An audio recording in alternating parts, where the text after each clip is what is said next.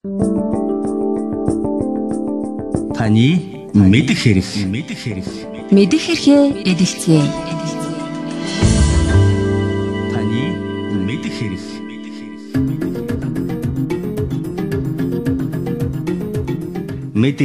Мэдэх хэрэг хэлгээд байдаг. Гэхдээ энэ нь тэгэд яг юуг хэлдэг юм болоо?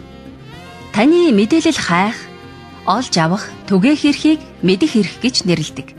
Энэ эрх чөлөөгөө эдэлснээр та жинхэнэ эрх мэдэлтэй болж төрийг өөртөө үйлчлүүлэх бодиттой механизм бүрдэнэ. Та мэдээлэлтэй болсноор улс оронд болж буй хэрэг явдлын талаар үнэн бодит ойлголттой болж нийгэмд зөвшөл, итгэлцэл бий болно. Үннийг худалд сууяараа буруу ташаа мэдээллээс ялгаж ойлгох нь төр иргэдийн хооронд түншлэл, итгэлцэл бий болоход чухал үүрэг гүйцэтгэнэ. Таны мэдэх эрх бол үндсэн хуулиар баталгаажуулсан таны бусад эрх чөлөөгөө бүрэн эдлэх нэгэн үндэс юм. Би ямар аргаар мэдээлэл олж авах вэ? Иргэд мэдээлэл олж авах олон арга байдаг. Хамгийн энгийн арга бол мэдээлэл бүхий хүмүүстэй уулзах, тухайлбал улс төрчид, иргэний нийгмийн байгууллагын төлөөлөгчид, эрдэмтэн багш нар, олон нийтийн зүтгэлтнүүд, улсын их хурлын гишүүд, орон нутгийн иргэдийн төлөөлөгчдийн хурлын төлөөлөгчид уулзаж ярилцах, асуулга тавьж, хүсэлт гаргаж хариулт авах, мөн тодорхой алба хашиж буй албан тушаалтан, ажилтан, мэргэжилтэн, засгийн газар, нутгийн захиргааны болон түүний харьяа байгууллагаас албан ёсоор шаардсан мэдээлэл авч болно. Түүнчлэн хэвлэл мэдээллийн хэрэгслээс мэдээлэл олж үзэх, унших, судлах арга байна. Хурал цуглаан шүүх хуралд сууж, олон нийтийн арга хэмжээнд оролцож мэдээллийг олж авч болох уу? Тэгэлгүй яахав? Та яг зөв хэллээ. Түүнээс гадна их материал, лавлах, ном, бусад их сурвалж ашиглаж бас болно шүү дээ. Учир нь номын сангууд ямагт мэдээллийн сайн их сурвалж болж байдаг. Дээрээс нь нэмж зөвлөхөд бусад иргэдтэй мэтгэлцэн хийж, сургалт семинарт сууж мэдээлэл олж авч болно. Мэдээлэл олж авах маш олон арга байгаа биз? Аль чаргаар олж авсан мэдээллийн их сурвалжуудыг харьцуулах, үнэн бодиттой эсхийг шалгах нь нэн чухал.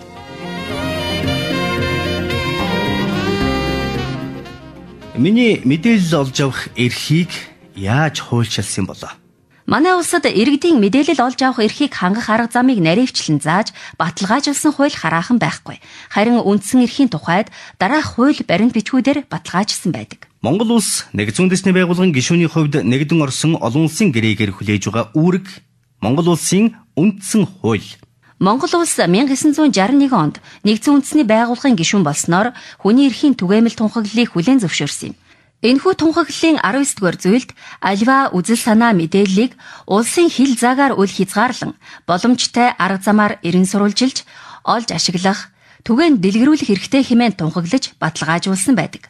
Манай улс 1974 онд иргэний болон улс төрийн эрхийн олон улсын пактад нэгдэн орсон бөгөөд үүгээрээ 19-р зүйлийн төрөл бүрийн мэдээлэл болон үзэл санааг хил хязгаарыг үл харгалзан амаар бичгээр буюу хэвлэлээр эсвэл уран сайхны хэлбэрээр түүнчлэн өөрийн сонгосон бусад аргаар чөлөөтөө ирж хайх, хүлээн авах, түгээх эрхийг хүлээн зөвшөөрсөн юм. Монгол улсын үндсэн хууль 10 дугаар зүйлийн 2 Монгол улс олон улсын гэрээгээр хүлээсэн үүргээ шударгаар сахин биелүүлнэ. Монгол улсын үндсэн хууль 10 дугаар зүйлийн 3 Монгол улсын олон улсын гэрээ нь соёрхон баталсан буюу нэгдэн орсон тухай хууль хүчин төгөлдөр болмогц дотоодын хууль тогтоомжийн нэгэн адил үйлчилнэ. Монгол улсын үндсэн хууль 16 дугаар зүйлийн 17 Монгол улсын иргэн нь мэдээлэл хайх, хүлээн авах эрхтэй. Үндсэн хуулийн дээрх заалтын дагуу олон улсын пактын 19-р зүйлийн заалт нь манай улсад дотоодын хуулийн адил үйлчлэх юм. Дэлхийд дахины чөлөөт илэрхийллийн төлөө 19-р зүйл гэдэг олон улсын байгууллагаас 1995 онд Йоханнесбургийн зарчмууд, 1999 онд олон нийтийн мэдэх эрх мэдээллийн эрх чөлөөний хуулийн олон улсын зарчмууд зэрэг баримт бичгүүдийг боловсруулж, тэдгээрийг нэгдсэн үндэсний байгууллага хүлээн зөвшөөрч баталсан байдаг. Эдгээр баримт бичигт олон нийтийн мэдэх эрх нь төрийн байгууллага, тэдгээрийн удирдах ажилтан, албан хаагчдын ашиг сонирхлоос илүү давуу бөгөөд үндэсний аюулгүй байдлын тусын тулд хийх хязгаарлалт нь гагцхүү хуулийн хүрээнд наривчилсан тодорхой байвал зохихыг чухалчилсан байдаг.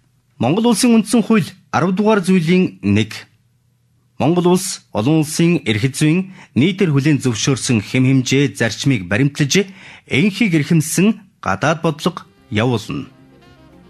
Мэдэх эрхээ адилхан та мэдээлэлтэй болсноор улс оронд болж буй хэрэг явдлын талаар үнэн бодит ойлголттой болно. Мөн та өөрийн сонгосон улс төрчдийг амлалтаа хэрхэн биелүүлж буйг хянаж, хариуцлагагүй ажилласан бол шаардлага тавьж, төр засгийн бодлого шийдвэр буруу бол шүүмжилж, үзэл бодлоо бодит илэрхийлж, идэвхтэй үйл ажиллагаа явуулж, ардчлалын үйл явцад оролцож чадна. Мэдээлэл, мэдлэгтэй, хүчирхэг иргэн байх нь нийгмийн өмнө хүлээсэн таны үүрэг билээ.